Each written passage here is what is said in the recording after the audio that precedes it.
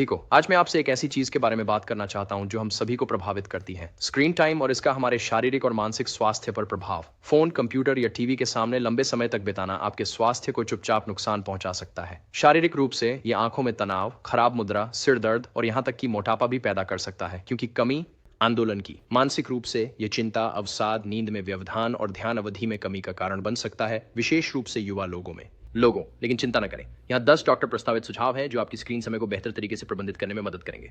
20 minute में एक बार 20 feet दूर की चीज को 20 सेकंड तक देखें ताकि आपकी आंखें आराम कर सकें।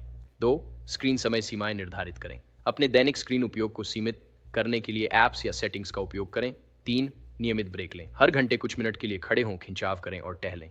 4, बेडरूम से स्क्रीन को बाहर रखें। ये नींद की गुणवत्ता में सुधार करता है और रात में प्रलोभन को कम करता है। 5, नीली रोशनी के फिल्टर का उपयोग करें, विशेषकर शाम को आंखों के तनाव को कम करने और नींद की सुरक्षा के लिए। 5, अच्छा पोस्चर बनाए रखें। पीठ और गर्दन के दर्द से बचने के लिए अपनी स्क्रीन को आंखों के स्तर पर रखकर सीधे बैठें। 7, सक्रिय रहें। स्क्रीन समय को चलना, साइकिल चलाना या खेलों जैसी शारीरिक गतिविधियों के साथ संतुलित करें।